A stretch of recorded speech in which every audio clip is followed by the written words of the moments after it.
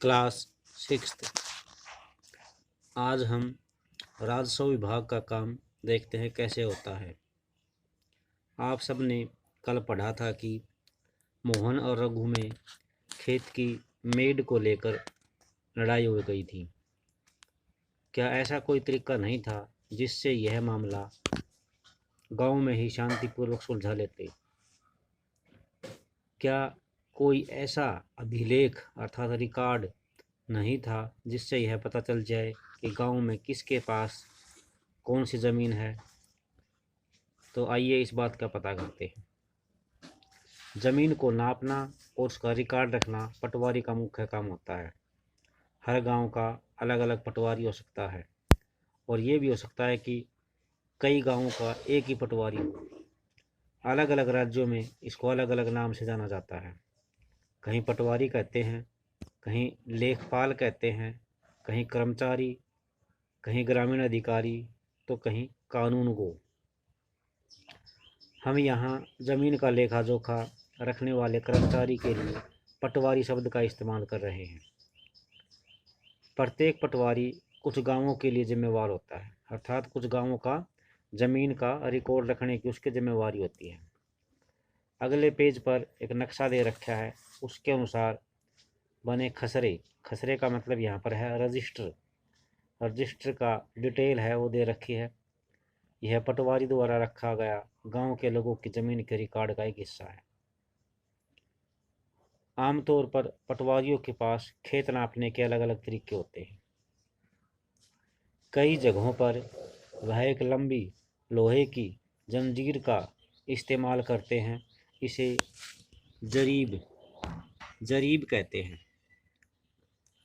ऊपर दी गई कहानी में पटवारी मोहन और रघु के खेतों को नापकर यह देख सकता था कि वह गांव के नक्शे से मेल खाता है कि नहीं। अगर वह नक्शे से मेल नहीं खाता तो उसको पता चल जाएगा कि मेड़ खिसका कर खेत की जो बाउंड्री है, सीमा है, वो बदल दी गई है। तो इसके बाद पटवारी का दूसरा काम क्या बताया अभी? पटवारी किसानों से भूमि कर भी इकट्ठा करता है, अर्थात जिसको हम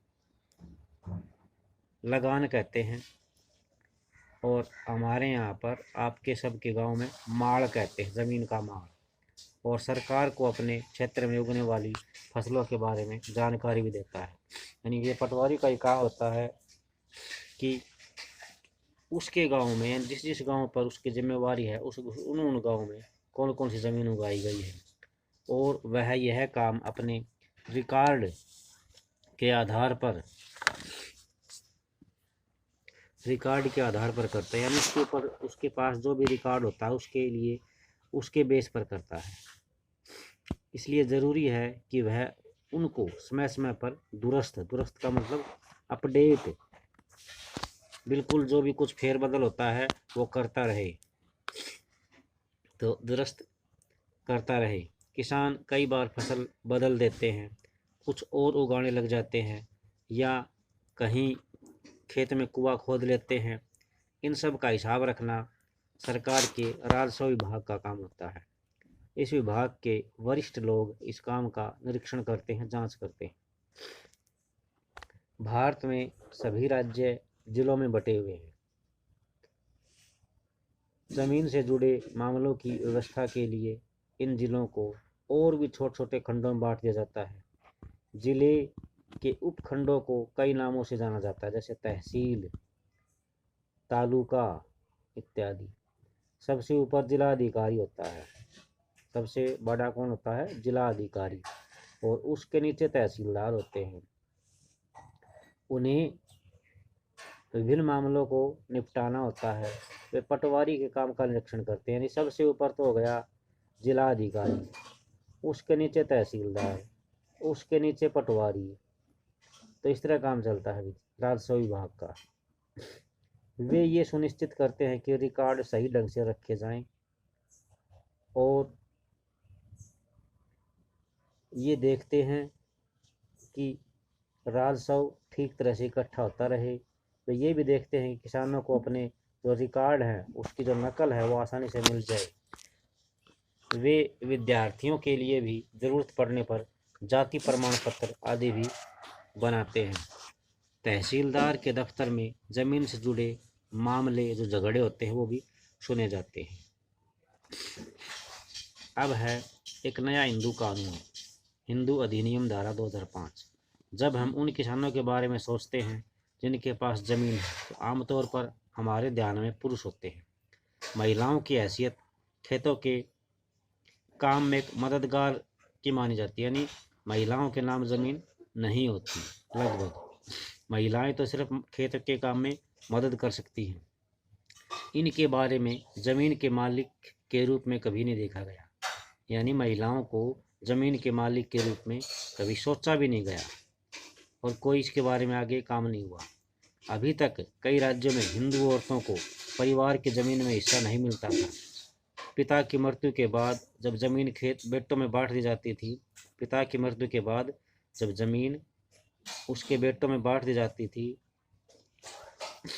हाल ही में यह कानून बदल दिया गया है। नए कानून के मुताबिक बेटों, बेटियों और उसकी मां को ज़मीन में बराबर हिस्सा मिलेगा।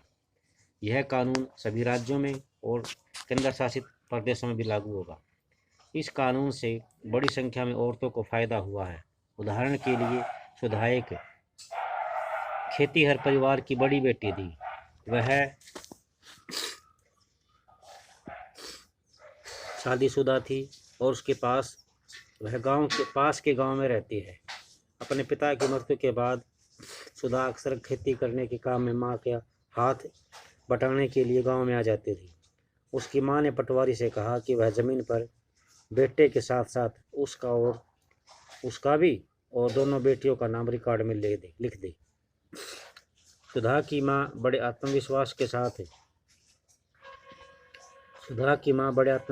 साथ छोटे बेटे और बेटी की मदद से खेती का काम संभालती है।